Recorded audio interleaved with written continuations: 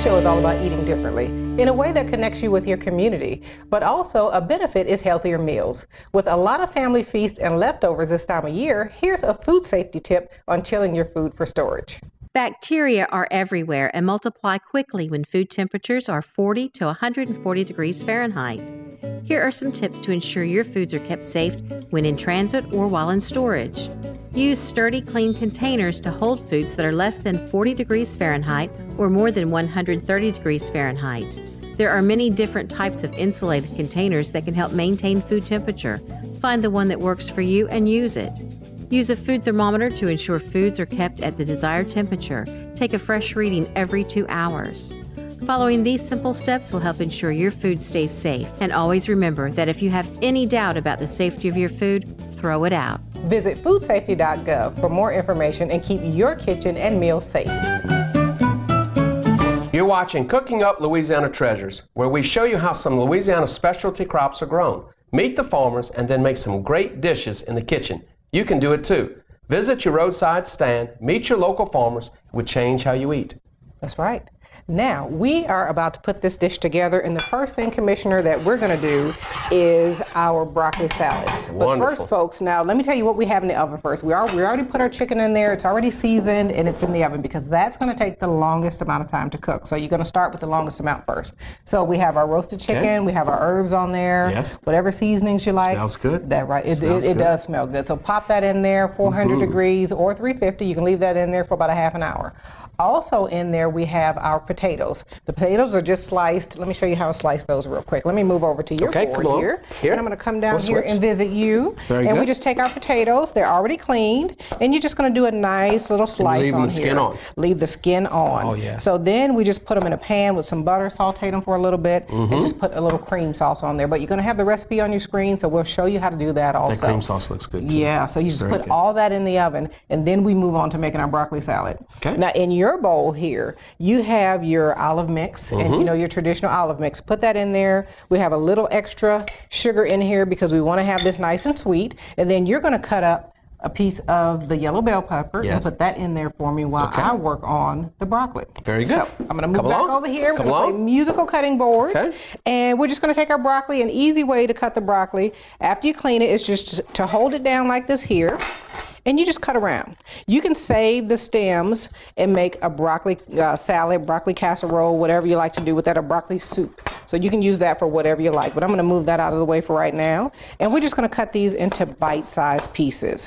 I like my broccoli just nice and fresh. If you want, you can blanch this here, which you would do that by placing it in hot water just for a few minutes. And then you take it out and chill it. And that will make it nice and tender. How are you coming over there, Commissioner? I'm doing well. Yes, you are. Well. It looks like it. Now let me get this cut down real quick. And broccoli salad is nice and refreshing, don't you think? It is. It's delicious. And broccoli it's very good for you, too. It is. Broccoli is very versatile, too. I mean, you can take this here. If you have any leftover broccoli, you can make broccoli rice casserole. And we grow some wonderful broccoli. Look how much vitamins and minerals and nutrition you have here. Yeah. With broccoli, and you have your carrots there. That's going in there also. And it's really important, especially for young children, to have this fresh produce. And really for all of us, but for our young children, our senior citizens, it's critical that we get this fresh food. Exactly. Yes. And any way you can get it in is great. And but this it doesn't is get any fresher than this. Right. I mean, because you got this, directly from our farmers and our farmers markets. You went out shopping. It's so beautiful, and look how fresh this is. Well, exactly. I mean, it's not trucked across the country. It's right here in our own backyards. So why not go out, meet your farmers, know where your food is coming from, folks? That's a great thing to do. Now, can I have your bowl? Yes, ma'am. Because I'm going to put the broccoli in there. Okay. And let's see how much will fit in here. We may transfer bowls because guess what? I have a bigger bowl over here. But I'm going to put that all in here for right now. Okay. And then on our spice plate, we're going to add just a touch of salt. Not much because remember you have your olive mix in here. Okay. And then I'm going to put a little bit of Italian seasoning in here. Okay. And while we're doing that, voila. Probably a bigger bowl, right? Bigger bowl. Bigger bowl. So you put that in there. Before I spill. Yes. Oh, look at that. Okay, so you have that in there. I'll take this bowl from you. That? Right, now add that, add your craisins in. That's about a quarter cup of craisins right here. Okay. Add those in. Okay. Just get them in there, right? There we go. Okay. Then we're going to add your mayo in here. Now, if you want to substitute your mayo, you can use a light sour cream or something like that. But let me get this in here for you. Go ahead. And you can also, while we're talking about the sweetener, if you don't want to use regular sugar, you can add stevia in here. You can add any type of artificial sweetener in here that you like, or you can omit it. Now just give that a nice stir, and then once this is all incorporated, you are pretty much done with your salad. Very good. Boy, is that pretty, we can move on to the next thing. It's really pretty. Really pretty. So just keep stirring that part up. I'm going to move down here and stir this sugar a little bit. See how you're going. Yes. Is that okay? Can I stir your pot? Go right ahead. Stir the pot. Okay. Oh, look how that's bubbling up in there. It's nice. We have our dark brown sugar in here. We have the juice from our grapefruit in here, as well as a little bit of cinnamon. So I'm gonna let that I was watching that cinnamon. You smell that cinnamon? Smell that brown sugar? Wonderful. Look how pretty that is. That is looking beautiful. Really good. Really good. Okay, well, let's set that out of the way. All right. Now we're going. Yep, right there. Now we're going to move over to our cabbage. Okay. In the pot, I have a little bit of butter and oil, not too much, and you just let that go for a minute. And while we're doing that, let me show you what I did on the carrots. And I'm going to clean my board off here for a minute and get some of this broccoli pieces off of here. Okay. And get that off of there. Like that. Not going to use you right now, so I'll take that out of the way. Now what I did on my carrots, you peel your carrots, and then you slice off, let's say this is already peeled. Yes. You slice off one end of your carrot. Okay. Now it's nice and stable. Okay. So with it being nice and stable, you just slice. Now this part is not for the kids. I want the adults to do this part at home. Because you have to cut pretty close. Right, because you have to cut pretty close. And once you get that part done, then you just take it and you just cut. Curl your fingers, hold your knife properly, just like I have it here. Right. Good control on your knife. Right, and you just cut. So the first thing we're going to have going in is the carrots, because they take actually a longer cooking time than the cabbage. Yeah, so we put that in. All right. Very good. Let that go for a minute. Very good. Crank that up on high because it's going to be a short cooking time. Okay. You want me to stir that? Yep, you can stir. Stir the pot. Then we're going to have... That's my job. Then we're going to have a combination of red onions, yellow onions, and bell pepper. Very good. Have that going into nice big chunks. I like big chunks.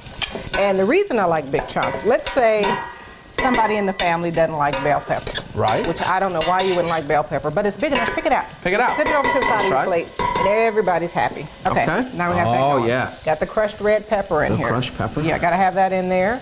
We already have the salt in here. We have some roasted garlic that I'm about to put in here for you right now.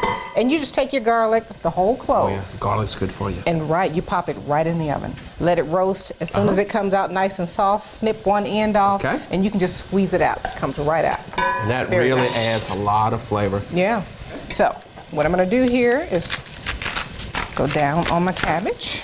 Okay. Take that part off. Yes, ma'am. Again, lay that down. Commissioner, can you set that out the way for me, please? I will. And I'm just going to go all the way around. A lot of times, you know, you want to go in, you can just take that part out, but I like to have fun with my food and just do different things. So we're going to take this here, and then take that nice little wedge out. Done. Yes. Big chunks again, and if you like these smaller, feel free, cut it that way. Remember, when you're in the kitchen cooking, it's your way. Right, it's your way. It's all about you and what you like. Want to give that a stir for me? And I'm going to start adding this in while we're doing that. That looks wonderful. Okay. You're doing a great job here. Oh. Yeah. Good. I have a future. Yes, you do. Then you just dump everything in here. Nice big chunks, folks. Okay. And we're only going to use a half head of cabbage because cabbage actually goes a long way if you're not smothering it all the way down, and we're not going to do that. Let me pull this back over so it's centered. And it's really good. Heat. If you have a large crowd coming over, you can feed a lot of people with some cabbage. Yeah, you can. And another tip on the cabbage while we're doing that, you can shred this and do the same process with the cabbage as you did with the broccoli. So while you keep stirring on that, I'm going to move over to our grapefruit. You see the sugar is bubbling nice and the sugar pretty. looks wonderful. Let me show you what we did. I'm going to move over to the other board. Okay, you ready? And I'm going to show you what we did with our grapefruit. So, Commissioner, what I did, we want to peel the grapefruit. Just let me take a little more. I can tell you, we have a wonderful citrus crop. We're doing, we have some really nice citrus. We do. Yes, indeed. Citrus is really nice this time of year. And I'm just going to cut around it, because all I want is the meat of the grapefruit. And you can take this part here, you can squeeze that in there into the sugar. Okay. So it's not like this is all going to waste here. We're just going to squeeze that in there, Commissioner. Get some more juice in here. Nice and bubbly, I like that, but be careful, this is extremely hot. Now you just want to hold, and you want to go inside your veins here and just pull out the meat of your grapefruit. You just go all the way around and just let that come on out. Be very careful, because you don't want to cut yourself. And once you finish with that, you just squeeze the rest of it so that you can get the rest of the juice out of it. And then I'm going to turn this off. It's on low right now. I'm going to turn it off. Okay. You see how that sugar starts to get nice and hard. I'm going to pour all of that in there. Okay. Give it a nice little stir. And just let that simmer on down. Okay. And actually what it's going to do is kind of candy the grapefruit. Yes. And then that way, when you pour this over your biscuits, it's just going to be like a nice syrup on here with the whipped cream. And everything is going to come out nice and wonderful. So how are you looking? I'm doing well. You are doing well. You look like you need a little bit more seasoning in here. Okay. We're going to let the grapefruit go for a minute. That's all you're doing to that. It is so simple. Okay. The whole idea is to keep everything nice and simple. So let's get that going. A little more. Okay. A little more crushed red pepper, some black pepper. And we have a little bit of coriander seed going in. Very good. Because that makes it just nice and delicious here. Look at all the colors and the textures, right? I like that. I like that. That's coming along nicely. Kids will love And if you want, you can add curry powder in here. You can add some of everything. So we're going to let this go for a little bit. Okay. And then when we come back, we're going to be ready to plate this up. And then it's the time for our favorite part of the show. Look how fast this was done. Nice and fast, yeah.